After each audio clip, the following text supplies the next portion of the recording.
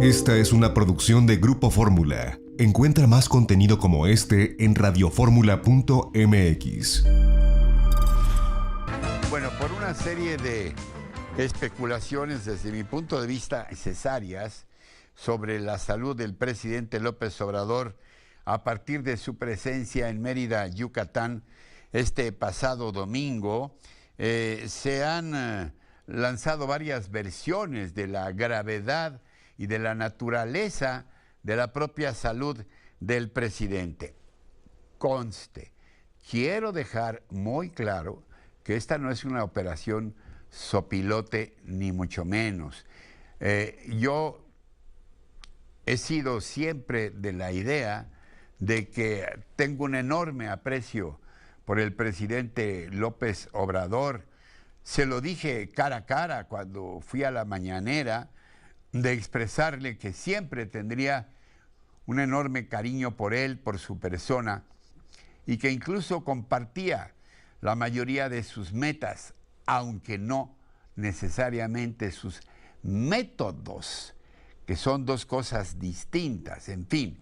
Pero creo que es oportuno hablar de los escenarios que se plantean, porque, como bien se ha dicho el propio Ricardo Monreal, lo escuchábamos, la salud del presidente no es un asunto de él nada más o de su familia, es un asunto de Estado, es un asunto que nos compete a todos los mexicanos. Dicho todo esto, de viva voz, Francisco Burgoa, abogado constitucionalista muy prestigioso y académico de nuestra UNAM. Francisco, como siempre, abusamos de tu generosidad, pero muchas gracias por estar con nosotros. El agradecido soy yo, mi querido Ricardo, por estar siempre contigo y con tu audiencia. Francisco Burgoa, ¿cuáles son los escenarios que plantea la Constitución en caso de enfermedad y en qué grados del presidente de la República? Número uno, por supuesto que todos deseamos la pronta recuperación de la salud del presidente de la República, Andrés Manuel López Obrador. Ahora, la Constitución no establece alguna parte en donde indique qué es lo que va a ocurrir en caso de que el presidente se enferme, dicho con estas palabras, que se enferme o que su estado de salud sea delicada. No establece la Constitución alguna respuesta. Lo que podemos encontrar es que el presidente de la República podría solicitar licencia para separarse de su cargo hasta por 2 meses.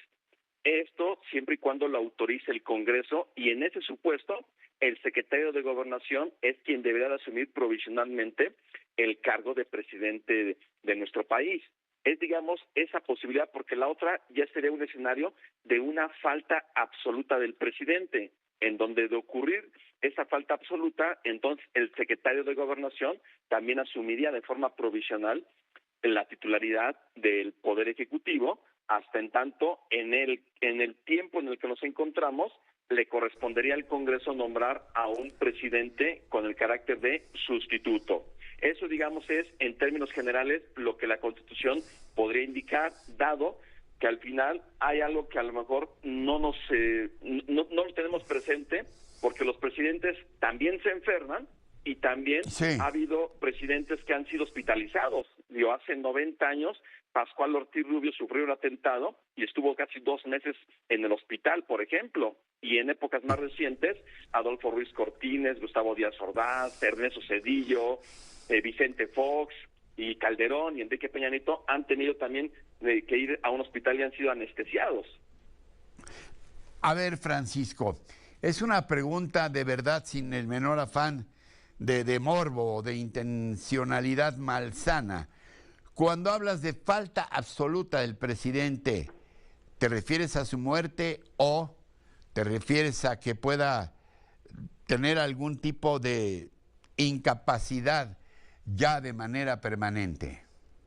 Sí, la falta absoluta se deriva de que hubiese fallecido o de que tuviera alguna incapacidad física permanente diagnosticada por médicos que lo hacen totalmente insostenible en la presidencia de la República, o que el mismo presidente presente su renuncia por causa grave, en este caso salud, que de hecho el único presidente con la vigencia de esta Constitución es precisamente Pascual Ortiz Rubio, quien presentó su renuncia. Entonces, ese serían, digamos, los supuestos de una falta absoluta.